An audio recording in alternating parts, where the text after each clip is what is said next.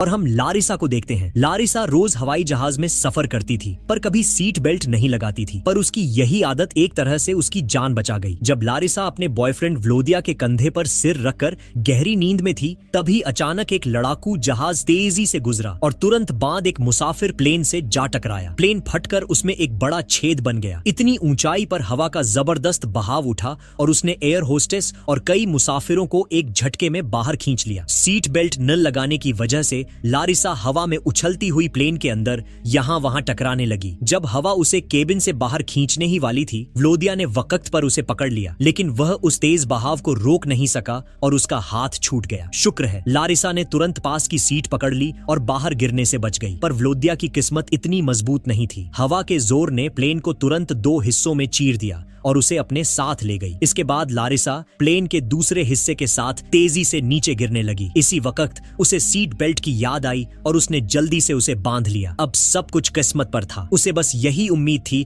कि यह बेल्ट उसकी जान बचा लेगी। जल्द ही प्लेन जमीन से कुछ ही मीटर दूर रह गया। अच्छी बात यह थी कि उसकी नीचे गिरने की रफ्तार थोड़ा कम हो चुकी थी। कुछ ही सेकंड बाद वह सीधे जमीन से जा टकराई। किसी को उम्मीद नहीं थी, मगर लारिसा करिश्माई तरीके से जिंदा बच गई। जब उसकी आंख खुली, वह एक जंगल के अंदर पड़ी थी। किसी तरह वो बच गई थी, लेकिन एक टुकड़ा उसकी टांग के आर पार चला गया था। शुक्र था कि वह किसी बड़ी नस पर नहीं लगा। उसने उसे निकालने की सोची, मगर वह बुरी तरह फंसा हुआ था। जरा सा भी हिलाने पर लारिसा दर्द से बेहाल होकर बेहोश होने वाली महसूस करती थी, लेकिन वह जानती थी कि उसे इसे निकालना ही पड़ेगा। एक बार फिर उसने हिम्मत जुटाई और पूरी ताकत लगाई। टुकड़ा धीरे धीरे उसकी टांग से बाहर आने लगा। आखिरकार दिल दहला देने वाली चीखों के बीच वह बाहर निकल आया। लारिसा वहीं बैठकर काफी देर तक सुस्ताती रही। तब जाकर उसे उस जबरदस्त दर्द से थोड़ा आराम मिला। उसने जल्दी से अपनी स्कर्ट का एक हिस्सा फाड़ा और घाव पर पट्टी बांध ली। फिर वह मुश्किल से खड़ी हुई और व्लोदिया का नाम जोर जोर से पुकारने लगी। उसने देखा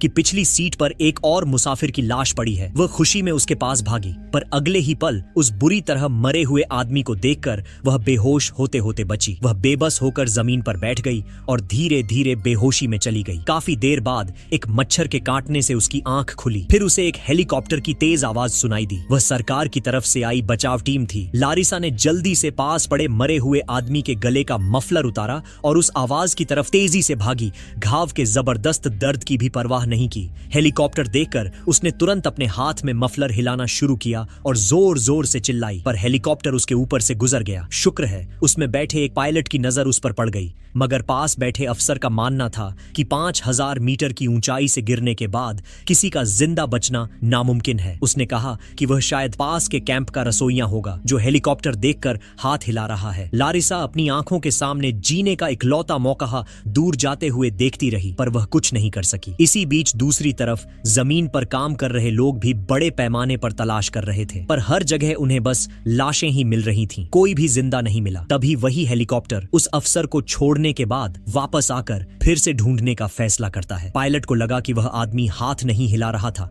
बल्कि मदद मांग रहा था। उनके भी अपने परिवार हैं, इसलिए वे पीड़ित परिवारों का दर्द समझ सकते हैं। जब तक थोड़ी सी भी उम्मीद है, तब तक हार नहीं माननी चाहिए। उधर लारिसा की मां राइसा को जैसे ही हादसे की खबर मिली, वह रोती बिलखती तुरंत हवाई अड्डे पहुंच गई। लेकिन वहां पहुंचकर उन्हें बड़ा अजीब लगा। कर्मचारियों ने कहा कि यह एक सड़क दुर्घटना थी, जबकि राइसा अच्छी तरह जानती थी कि उनकी बेटी तो प्लेन में सफर करती थी। उन्हें लगा कि यहाँ कुछ न कुछ तो गड़बड़ है। आखिर कर्मचारी उनकी आंखों में देखकर झूठ क्यों बोल रहे थे? क्या हादसे के पीछे कोई ऐसा राज है जिसे वो दुनिया से छुपा रहे हैं? इधर जंगल में लारिसा ने हिम्मत नहीं छोड़ी। उसका दिल बार बार कह रहा था कि उसे व्लोदिया के प्लेन का आगे वाला हिस्सा ढूंढना चाहिए, ताकि उसे पता चले कि वह जिंदा बचा या नहीं। दर्द और थकान के बावजूद वह धीरे धीरे उसी दिशा में बढ़ने लगी। लेकिन तभी एक डरावना साया उसकी नजर में आया। एक चीता। उसके पैरों के नीचे पत्तियां चरमराईं और चीता तुरंत उसकी तरफ मुड़ गया। लगता था कि वह खून की महक का पीछा करते करते यहाँ आया था और साफ दिख रहा था कि वह कई दिनों से भूखा था। लारिसा धीरे धीरे पीछे हटने लगी। दिल इतनी तेज धड़क रहा था कि जैसे सीने से बाहर निकल आएगा। लेकिन तभी गलती से उसका पैर एक सूखी टहनी पर पड़ गया और जोर की टिक की आवाज जंगल में गूंज गई। बस यही आवाज चीते को उसकी तरफ खींच लाने के लिए काफी थी। अब उसे लाशों से ज्यादा एक जिंदा लड़की में दिलचस्पी थी। डर के मारे लारिसा की सांसें सांसें रुक गईं। वह पलक तक नहीं झपका पा रही थी। उसे लगा कि बस कुछ ही सेकंड में वह चीते का शिकार बन जाएगी, लेकिन तभी ऊपर से फिर वही हेलीकॉप्टर लौट आया। उसकी इंजन की जबरदस्त आवाज जंगल में ऐसी गूंजी कि चीता एक पल में डर कर भाग गया। एक बार फिर लारिसा मौत के मुंह से बच गई,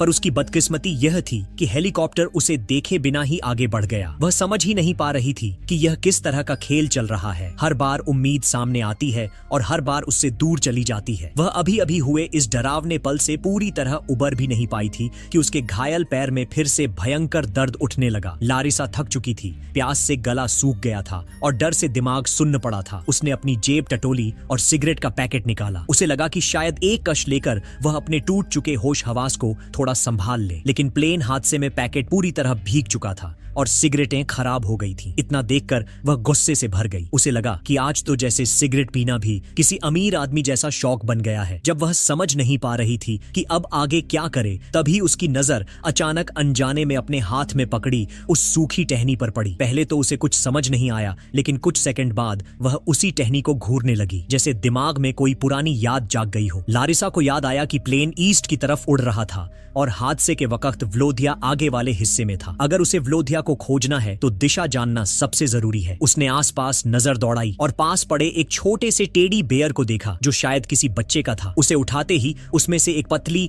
चांदी जैसी सुई गिर पड़ी। वह मुस्कुराई जैसे प्रकृति खुद उसे संकेत दे रही हो। उसने नदी के पास जाकर पत्तों पर वह सुई रखी और धीरे धीरे पानी की हलचल से दिशा पहचान ली। अब उसे पता था कि उसे किस ओर जाना है। फिर उसने नदी से थोड़ा साफ पानी भरा ताकि प्यास लगने पर काम आए। चलने में आसानी के लिए उसने पास पड़े मरे हुए आदमी के कपड़े उतार कर पहन लिए, क्योंकि उसके अपने कपड़े फट चुके थे और जंगल में चलना मुश्किल हो रहा था। यहाँ तक कि उसने अपनी ऊंची एड़ी वाली सैंडल को भी चाकू से काटकर चप्पल जैसा बना लिया, क्योंकि ऐसे इलाके में हील पहनकर चलना अपने आप को नुकसान पहुंचाना था। उसके पैर लहूलुहान थे, पर वह रुकना नहीं चाहती थी। लंगड़ाती हुई, थकी हुई, पर उम्मीद के सहारे वह आगे बढ़ती रही। जंगल में दूर दूर तक फैली चिड़ियों की आवाजें, हवा की सीटी और पेड़ों की सरसराती शाखाएं उसे लगातार डरा रही थीं। हर आवाज उसे याद दिला रही थी कि यहाँ जरा सी चूक उसकी जान ले सकती है। थोड़ा और आगे बढ़ने पर उसे एक जगह कई टूटे हुए पेड़ दिखाई दिए, जैसे कोई भारी चीज उनके ऊपर गिरी हो। यह देखकर उसका दिल थोड़ा हल्का हुआ। उसे लगा कि शायद वह प्लेन के बाकी हिस्से की तरफ ही जा रही है, लेकिन उसकी यह राहत ज्यादा देर नहीं टिक पाई। अचानक उसका पैर फिसला और वह एक गहरे कीचड़ वाले दलदल में धंसने लगी। शुरू में उसने सोचा कि शायद वह आसानी से बाहर आ जाएगी, लेकिन जैसे ही उसने हाथ पैर मारे वह और भी तेजी से अंदर धंसने लगी। घबराहट से उसका दिल जोर जोर से धड़कने लगा। कीचड़ उसकी कमर तक पहुंच चुका था और हर सेकंड हालात बिगड़ते जा रहे थे। जब उसे लगा कि शायद अब कहानी यहीं खत्म हो जाएगी, तभी उसकी नजर सामने पड़े एक छोटे से पेड़ पर गई। वह बेहद पतला था, जैसे हवा में हिल जाए, पर उस वक्त वह लारिसा की नजरों में किसी जीवन रेखा से कम नहीं लगता था। उसने पूरी हिम्मत जुटाई, हाथ बढ़ाया और उस पेड़ को पकड़ लिया। उसने पूरी ताकत झोंक दी। ऐसा लगा कि या तो यह पेड़ उखड़ जाएगा या फिर वह खुद बच जाएगी। पेड़ अपनी जड़ों से थोड़ा हिला, लेकिन पूरी तरह नहीं टूटा। इसी बीच लारिसा ने खुद को एक जोरदार खींच के साथ कीचड़ से बाहर निकाल लिया। वह हांफती हुई कीचड़ से लथपथ जमीन पर गिर पड़ी, पर जिंदा थी और बस यही बात मायने रखती थी। पर मुसीबतें जैसे उसकी जिंदगी में लाइन लगाकर खड़ी थीं। एक खत्म होती नहीं थी कि दूसरी सामने आ जाती। वह किसी तरह लंगड़ाती हुई एक पहाड़ी पर चढ़ ही रही थी कि अचानक जमीन उसके पैरों के नीचे फिसल गई। मिट्टी इतनी ज्यादा चिकनी थी कि उसका संतुलन बिगड़ गया और वह लड़खड़ाकर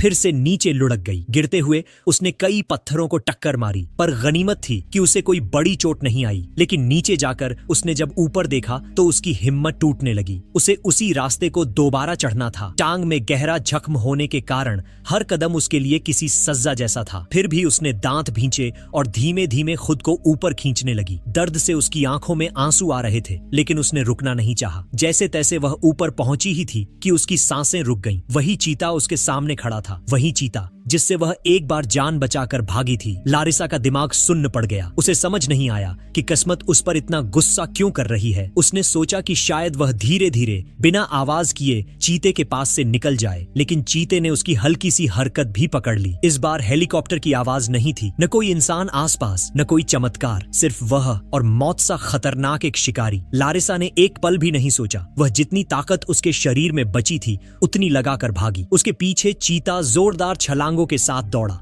पत्तियां उड़ रही थीं, पेड़ कांप रहे थे और लारिसा का दिल जैसे सीने से बाहर निकल आने वाला था। जब वह लगभग चीते के पंजों की पहुंच में आने ही वाली थी, तभी अचानक उसका पैर फिसला और वह सीधे एक गहरे गड्ढे में जा गिरी। यह गड्ढा इतना गहरा था कि गिरते हुए उसका होश उड़ गया और वह बेहोश हो गई। काफी देर बाद उसकी आंखें धीरे धीरे खुली। सिर भारी था, पूरा शरीर दर्द से भरा हुआ था, फिर भी वह किसी तरह उठी और चारों तरफ देखा। गड्ढे के ऊपर की तरफ झाड़ियों के बीच से थोड़ी रोशनी आ रही थी। उसने ऊपर झांका। शुक्र था कि चीता कहीं नजर नहीं आ रहा था। वह राहत की सांस ले ही रही थी कि अचानक झाड़ियों में कुछ हलचल हुई। उसका दिल फिर से जोर से धड़कने लगा और ठीक उसी पल चीते की परछाई दोबारा सामने आ गई। उसका खून जैसे जम गया। वह तुरंत एक बड़े पत्थर के पीछे दुबक गई, सांस तक रोक ली। अच्छी बात यह हुई कि चीते की नजर गड्ढे के अंदर नहीं पड़ी। अगर वह एक सेकंड भी हिली होती तो शायद कहानी यहीं खत्म हो जाती। इसके बाद लारिसा रास्ते में धीरे धीरे चल रही थी कि उसकी नजर अचानक जमीन पर पड़े एक लाइटर पर पड़ी। इतने दिनों से मौत, दर्द और डर के बीच फंसी हुई वह उस छोटे से लाइटर को देखकर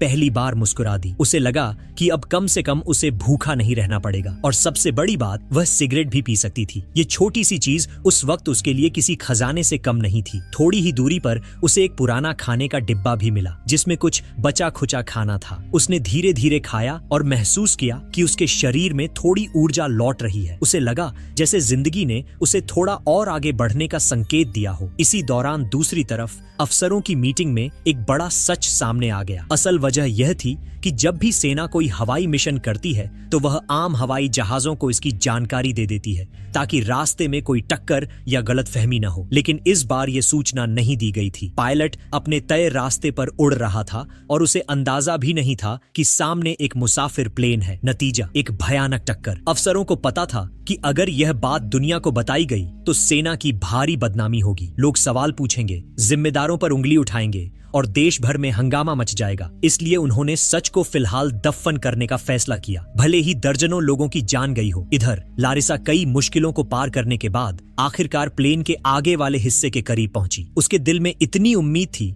कि उसके थके हुए शरीर को भी ताकत मिल रही थी। उसे यकीन था व्लोदिया जरूर जिंदा होगा। उसने खुद से कहा, वह इतना आसान आदमी नहीं है कि बस ऐसे ही चले। हर मुश्किल एक साथ झेली है, ये भी पार कर लेंगे। लेकिन उससे पहले एक और चुनौती उसका इंतजार कर रही थी, एक तेज बहती हुई नदी। अगर उसे प्लेन का आगे का हिस्सा देखना है तो उसे यह नदी पार करनी ही होगी। उसने पानी को ध्यान से देखा। बहाव काफी तेज था, फिर भी उसने हिम्मत की, कुछ कदम आगे बढ़ी और अचानक उसका पैर फिसला और वह तेज धार में बहने लगी। वह कई बार पानी के नीचे गई, फिर ऊपर आई। उसके हाथ पैर काफी घायल हो चुके थे, पर वह हार मानने को तैयार नहीं थी। वह किसी तरह तैरती रही, पत्थरों को पकड़ती रही और पानी के बहाव से लड़ती रही। आखिरकार उसकी किस्मत ने साथ दिया। वह एक बड़े पत्थर से टकराई और उसी का सहारा लेकर किनारे तक पहुंच गई। थकी हारी वह किनारे पर गिर पड़ी, भारी सांसें लेती हुई, लेकिन उसकी आंखों में अब भी वही उम्मीद थी, व्लोदिया को ढूंढने की। प्लेन के आगे वाले हिस्से पर फैला हुआ खून साफ बता रहा था कि हादसा कितना भयानक था। लारिसा जरूरी सामान टटोल रही थी कि अचानक उसकी नजर एक सिग्नल गन यानी आतिशबाजी वाली बंदूक पर पड़ी। उसके चेहरे पर थोड़ी रोशनी लौटी। उसने बिना वक्त गंवाए